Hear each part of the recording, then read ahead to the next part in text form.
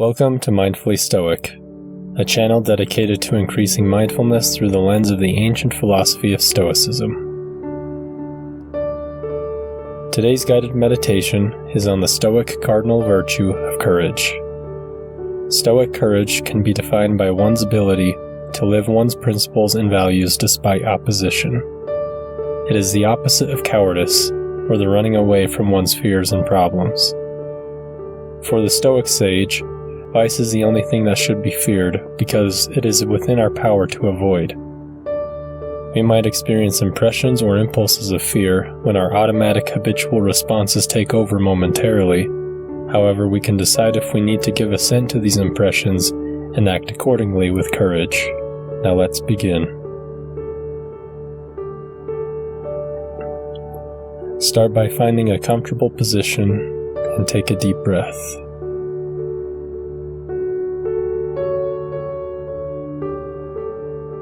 Allow yourself to relax your muscles from your head to your toes.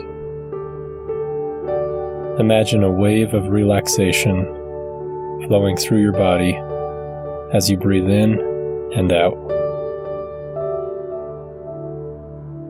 As you inhale, notice the sensation of the air entering your nostrils, flowing down into the lungs and into your belly.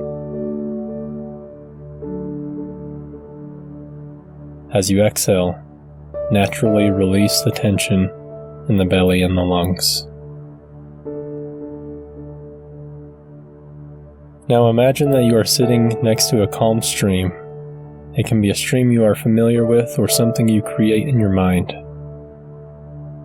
As you watch the stream, you come to realize that there is nowhere to be but here, and there is no one you need to be but yourself. There is no need to attach meaning to anything you are perceiving or imagining. You are in the present moment. As your mind starts to wander and create thoughts, imagine each of these thoughts as leaves floating down the stream. Again, there is no need to judge these thoughts, just let them go. Every thought that pops into your head can be placed on a leaf, which will eventually go downstream. It's okay if it is the same thought or different thoughts that pop up. Accept them all without judgment and let them go. Let the present moment course through your body and mind. The goal is not to get rid of the leaves, simply to observe them and be present. Anchor yourself to the present moment by focusing on the breath or on the visualization of the stream. Breathe in and out. Breathe in and out.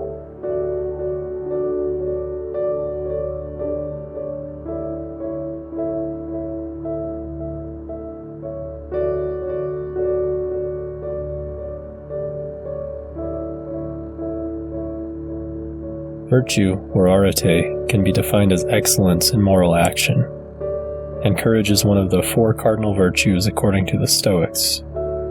It is pivotal in living a good life. Courage is the standing up for one's beliefs in the face of danger or opposition. Courage is the standing up for one's beliefs or principles in the face of danger or opposition. It was Epictetus who wrote 2 simple words to remind us to be courageous and brave. He said, "Persist and resist." In other words, we must persist in our action toward the ultimate good of virtue, despite the barriers and obstacles that we might come across. But we must also resist disillusionment and putting value into externals. Our goal of being courageous or virtuous in general is not a sprint, but a marathon. To be the best version of ourselves, we need to continuously be brave, for each day provides us with new challenges. Courage is action. It is something we do. Courage is to be unmoved by fear and pain. For the foolish, fear is the seed of cowardice. For the wise, fear is the impetus of courage. Repeatedly exposing ourselves to fear or the unknown will imbue confidence. This confidence can ultimately lead to courage, or as Ryan Holiday puts it, fear leads to aversion, aversion to cowardice, repetition leads to confidence, confidence leads to courage.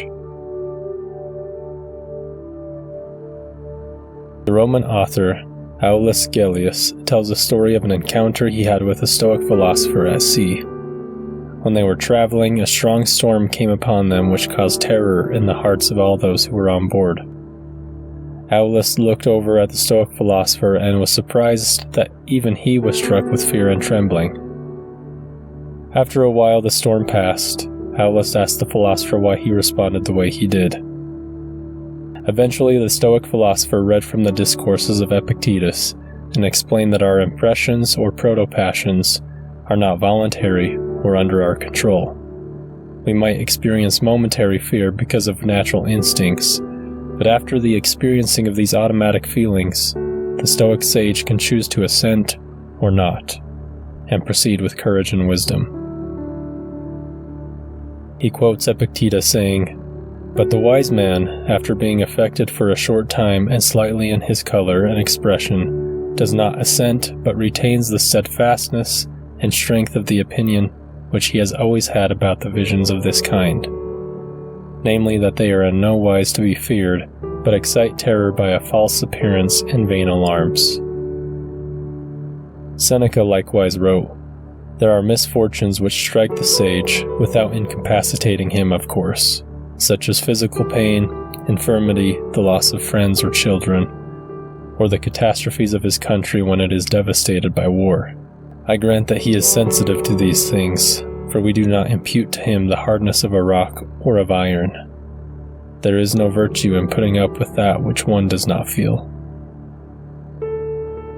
In other words, our virtue or skillful actions can come through the overcoming of strong natural emotions. If we never felt angry, it would be difficult to say that we developed a tranquil nature. If we never felt scared or intimidated, it would be hard to say that we have developed the virtue of courage. The waves that were crashing down on the Stoic philosopher can symbolize the obstacles and challenges we face on a daily basis. Marcus Aurelius was challenged as the Roman emperor to not let his absolute power corrupt absolutely. He held strong with courage and refused to give in to the outside pressures. Take a moment and ponder what is causing you fear. What is challenging you, or anything that causes you to run away physically or mentally. What are the strong waves that you are experiencing right now?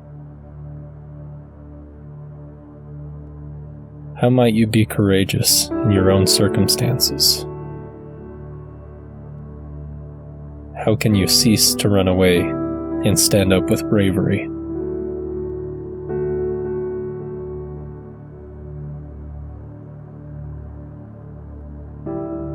Remember that courage requires the use of justice and wisdom to be applied properly. One can be courageous in unwise ways or in ways that are harmful to others. Additionally, courage does not have to be one grand event. It can be perseverance or diligent habits on the right path. Just as Seneca states, sometimes even to live is an act of courage. There is value in living a courageous life. Courage to confront hardships of life head on. Courage to stand up for yourself and to stand up for others. Courage to accept the certainty of death. And courage to continuously do the small things without hopes of recognition. Lastly, you can ask yourself a simple question.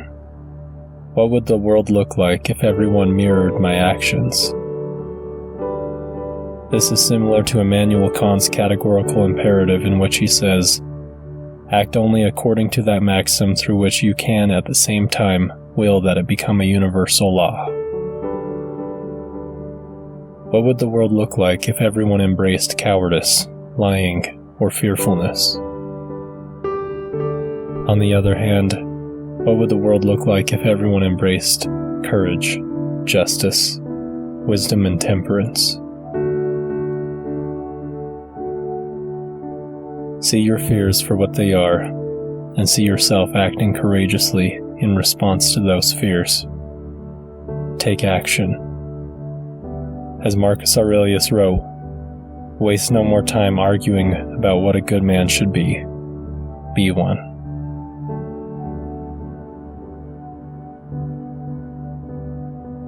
Now start to take some deep breaths. Pay more attention to your body and the sensations you are feeling at the present moment.